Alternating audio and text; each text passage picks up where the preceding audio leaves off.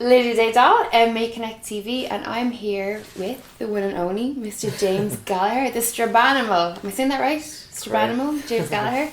And we're in James' apartments. We wanted to get a chance to interview him. So let's kick things off. James Gallagher, how are you doing? Couldn't be better. Couldn't be better. Look at you. It's always good. It's always good. Thank you for having us over to your apartment. We'll get started. So what age were you started MMA? Started when I was 12. It was like my 12th birthday. I just started like in like the local club. I used to do karate and stuff with my uncle, Kevin, and then like he was just like started, and then I like heard about it, and it was like kind of growing in my hometown. And then I just like went to the local club and started training, and then I was just like, I wasn't like doing much. I was always just like into like hunting and fishing and stuff, and then I just started training for like just something to do, and then I just like fell in love with it. Then and, like, now here I am. Here you are. So there's a story that was in, I think it was a Fergus Ryan in the Independent, like Tuesday, where he spoke about how the first time that John Kavanagh from head coach at SBG Ireland had seen you was at an MMA show. Is that right? So as I was fighting. And you were 13? Yeah.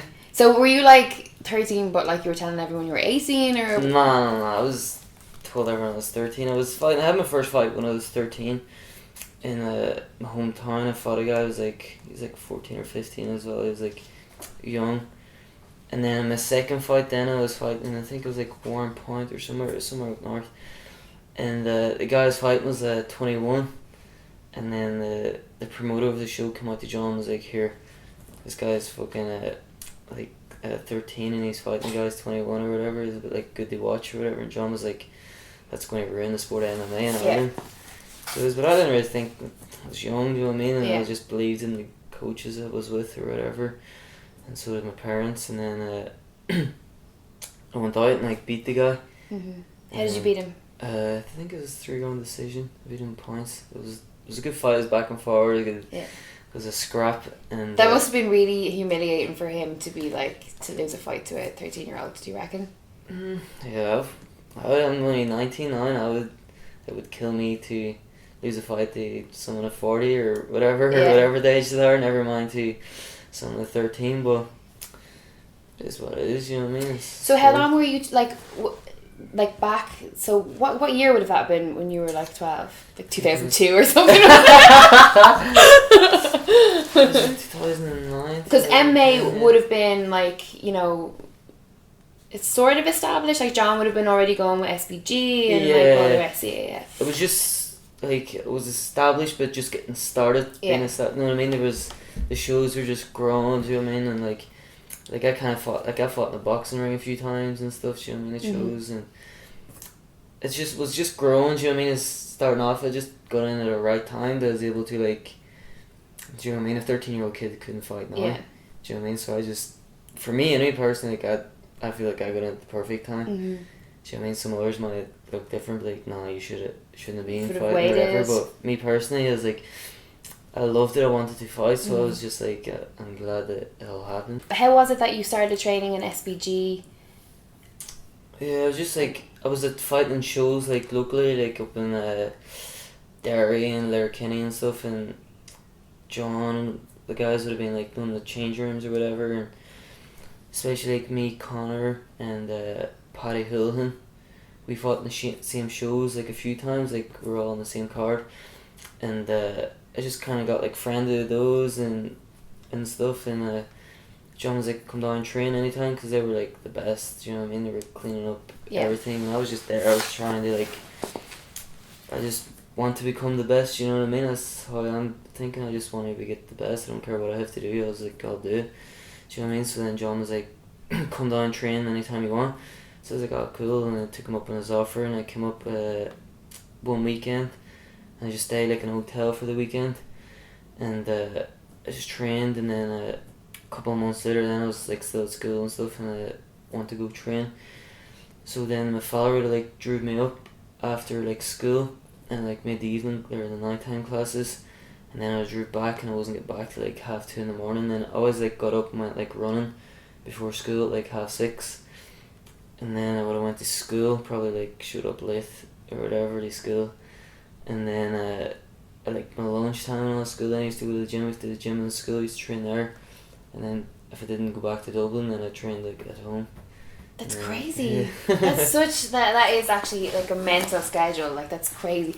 But so then you start training with John, and obviously the reason that we're saying that we're in your apartment and that we wanted to come here is because you lived with John. Yeah. So it was because I was traveling up and down and stuff, and then I had enough of school, and then I was left school, and then I was like, John, I want to train full time or whatever, and then he says, you can come and live with me, which is like, what is that like? That's like the dream.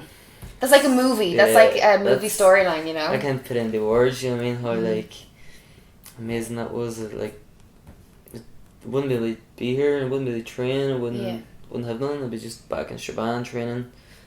Do you know what I mean? And with a few friends or whatever. But that was everything. Do you know what I mean? I can't put into words how thanks to John for that. Let me come up and stay in his apartment and train in his gym, and he put so many hours into me. And you have like one of the best coaches in the world, and like an amazing black belt as well at your disposal in your gal. Like I can just like imagine like just being like sat down watching TV and be like, can we just like run over this technique? You know. Every night you just come back from training, or you have a thought in your head, you just ask him, and he like show me or whatever. You know what I mean? On the mat and stuff. I just can't put into words how grateful I am for John. And now you're in your own apartment. So thanks to John. So it's like thanks to John. It's like, does it feel like, you know, the kind of your journey is like, you know, you were with John and now you have your own apartment, and now it's another kind of step in your journey. Yeah, definitely. You know what I mean? It's a nice apartment, and I'm just training every day. How are you dealing with the responsibilities? You're out in the cold, hard world on your own, James. It's rough. James said earlier on when we were like getting set up, he was like, I think I'd like, you know, like maybe a bigger apartment. And I said, if you get a bigger apartment, it means you have to clean more. And then he was like, we'll just get a cleaner. I was like, we're not all on his salary. Get my mother up from Strabane. Yeah. Your mom has a new job. I'm not only joking. I don't mind cleaning the place. Stops me from being bored when I'm sitting around. Clean up a bit. Exactly. All right. Do no harm. So you're talking of your mom and your dad there. How do they feel about you know, your MMA career at the moment? Obviously, they're exceptionally proud of you. Yeah, definitely. They're everything. Do you know what I mean? Support me. Have they been supportive from day one? From everything. So they're there just literally for everything. Do you know what I mean?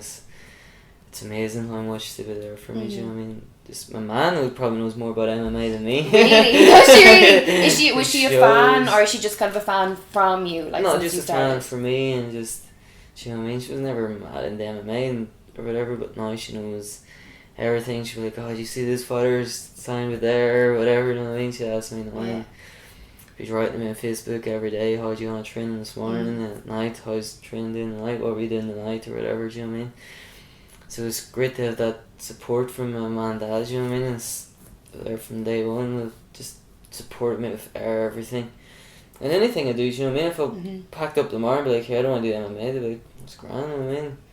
You are arguably still very young. You're 19? Yeah. Like, do you ever feel like when you're going to bed and you ever like sit back and be like, holy shit, like I'm only 19. Look at like kind of the responsibilities I have. Obviously you're assigned to KHK last year, wasn't it, management team? Yeah. You know, so everything that you have in place in your MMA career is kind of like the dream. Is there any pressure? Is there any kind of like shit?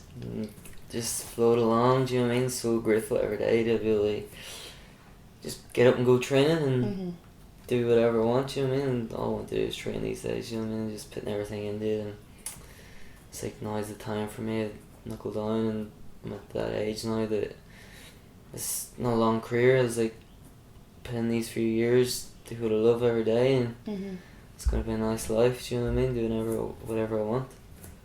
And talk to us through, you know, working alongside KHK. How did that deal kind of come about? I was at the World Championships in Vegas this time last year, and Sheikh Khalid had his team over here, like a little MMA team, KHK, they were just like amateurs, and then he was like seeing me fight, me and Franz Malambo, my teammate, and then I came back a week after that, and I was getting a tattoo, and sitting there like getting in the phone with, it was John. John hates me getting tattoos. Like, fuck, is he like watching me or something getting a tattoo? I was like, he's gonna go nuts. And he was like, what are you up to? I was like, oh, just chilling. Yeah. Just making a cup of tea. And he was all, are you available from like these dates or whatever? And I was like, I had planned to go to Iceland. I went to Iceland. I was going for like just like a week or two. And I was like, I go to Iceland and I come back like on the 13th or whatever. And it's like, alright then, we're going to Bahrain on the 14th. So then I got back from Iceland, and we just flew to Bahrain, me, him and France. And then got signed with KHK, and it's just been so good to really sign up for such a good team and support me financially and stuff, do you know what I mean, to represent their team. And it's pretty nice to really represent the country of Bahrain when I fight, and Sheikh Khalid and KHK as well as my team. At what age were you where you were like, I want to be a professional MMA fighter? When I was about 14, 15. Yeah, I'd say 14. And then I quit school then when I was 15. How did that go down? Quitting school? Who with? Good on. Just in general, you know, with your parents. Yeah, my parents, like, when I was at school, I hated school. I was like, bad mood coming home from school. The teachers in my head and all the time, and do you know what I mean? I was just like, I couldn't handle it anymore. And then they could see how much I just loved doing MMA and how happy I was doing that. And then they were like, because one day I was at school, it was like half day at school, and the teacher was like arguing. Like, one thing like I always noticed when I was at school, like students being like cheeky or arguing with teachers. Like, I never done that. Like, I might have like misbehaved with friends or whatever, but I was never like cheeky to a teacher or like whatever. And the teacher like started roaring at me one day, and I would never like argue back or get annoyed, and I just like kind of like ignored it, and like stood up and was like, to my friends, like, here, and I'm going. Do you know what I mean? And you just got up and walked out. I just got up and walked out and landed home, and my mum and dad were like, what are you doing back? I think my mum was there or whatever, and my dad was working. And I was like, I can't handle it no more. That's all, I'm done, do you know what I mean? I've had enough. I just literally cannot go back to that place. I'm like ready to crack up. And stuff. I was like, I just want to train or whatever. And then they were like, alright then, if that's what you want to do, then that's what you want to do. And they supported me since. So. Wow. Don't drop out of school though. Yeah. There's gonna be like a bunch of kids that are like, oh man, we'll see you later. No, like, obviously you had a vision and you had a dream and you were good at what you were doing, you know, so it worked out for you. So before we leave, we're gonna have you fighting on BAMMA in June. And that obviously has gotten pushed back because of the new regulations that have been put in place for safer MMA. So we've lost you to, congratulations, signing to Bellator. Thanks very much, cheers. Amazing. Like, can't get much better than that. Like, it's everything I always worked for, do you know what I mean? It's always dreamed of, do you know what I mean? Now I'm able to put in the work and win the fights, and I'll be a world champion. What is that like when you like get a call off John, or you know, your managing team, they're like, Bellator on the phone? Yeah, it was a rough like couple of months after BAMMA. So it was I wasn't really training or anything. It was actually 2 weeks before, like not a lot of people know, I haven't said it before, but I was literally in the hospital with anxiety and like depression. Before BAMMA? Yeah, 2 weeks before. No, after BAMMA.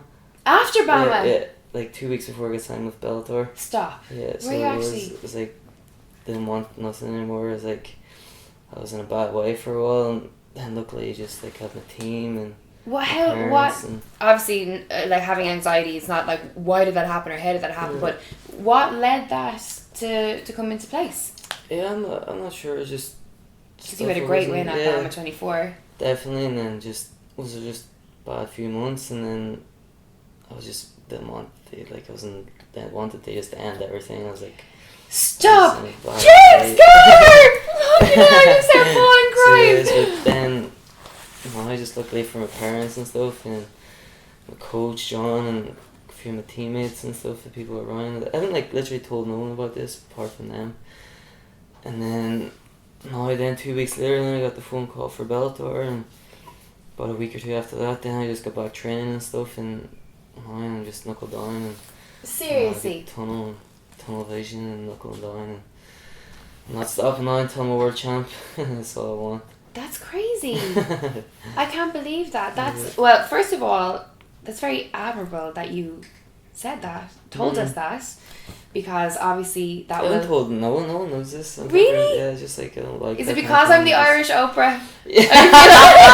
The Irish Oprah of MMA. You feel like you could like divulge this information to me?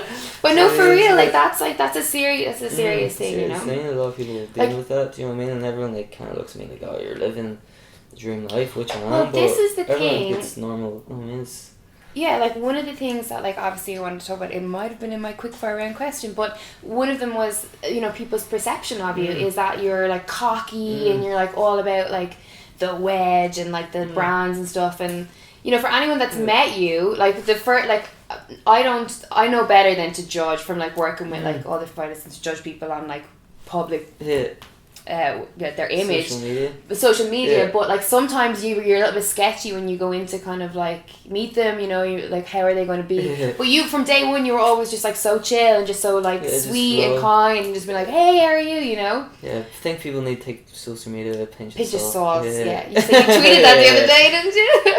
Why do you think it is? Why do you think it is? Because obviously, like, you know, your squad, like Keen and Kiefer, you know, the boys, like, obviously you have that thing, you know, but that's just social media, you know what I mean? Exactly, it's not... you know what I mean? That's kind of what people have an image of whatever, do you know what I mean? And it's kind of, and that's just the way they look or whatever, but I mean, we're all just chill people, we're not like, do you know what I mean? That's what everyone thinks, oh, it's just about damn the cock or whatever, but if you're sitting in a room, we're not like, you're just going there with people or whatever, like, if you speak about like me going to a fight, then I'm like as confident as it comes, you know what I mean? But I feel like now I'm like 3-0, I'm 19 years old, I'm young, signed with the biggest promotion in the world, and I feel like if I hadn't been like that in social media and stuff and have such a big following and stuff, I think it's just all down to that. I wouldn't be where I am, do you know what I mean? I wouldn't be. Do you ever get people confronting you, like people, like lads, like locked out of their head on a Saturday night? Like starting on you or like winding you up or anything? Nah. Everyone knows better. Everyone knows. Nah, no one. I've seen people like write stuff on the internet or whatever like, about me, and then I've seen them out like or whatever floating around, and then they're my best friend when they're speaking to me. You know what Do you find that a lot where people are like talk shit about you online? Yeah, and like, all the nice time. You know what I mean? And they're nice to me. Because when I was talking shit about you online, I was only joking. But nah, I'm do you just like let it pass over your head, or are you like nothing? Do you know what I mean? Yeah. I don't care what people say or whatever. Do you know what I mean? I just care about me, and that's the way I'm going. Do you know what I mean? They can say whatever they want. Absolutely. Well, James, that was. I am actually still blown away that you like divulged that. Because the reason being is that it's understandable if you had come off the back of a loss. And the pressure that's on you, you know, if you had lost a fight and, you know, that maybe could have... But, you know, was there anything... Obviously signing to Bellator was something that gave you some focus and, you know, drive again. Do you ever worry that maybe that might happen again, or... Not really. Can you pinpoint it?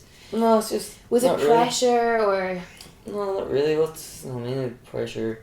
Now I have more pressure on me than ever. And I feel great. Do you know what I mean? Good. Yeah, I always feel good when I've like something on me, like whatever, coming forward. No, definitely not. It's just like it's just thanks to my parents and stuff and John and whatever and a few other people that I had around me at the time that, do you know what I mean, helped me along or whatever. But it is what it is. You deal with it at the time and then you move on. That's just everything. But everything gets better as you go along, doesn't it? Everything gets better. Yeah. Everything passes, you know. Everything passes. That's one thing. Everything's short. Yeah, everything is short. But that is true. Everything's short. Nothing lasts forever. Yep. Which is a good thing, and it's also a bad thing. The best of things don't last forever. This unfortunately. is it. This is it.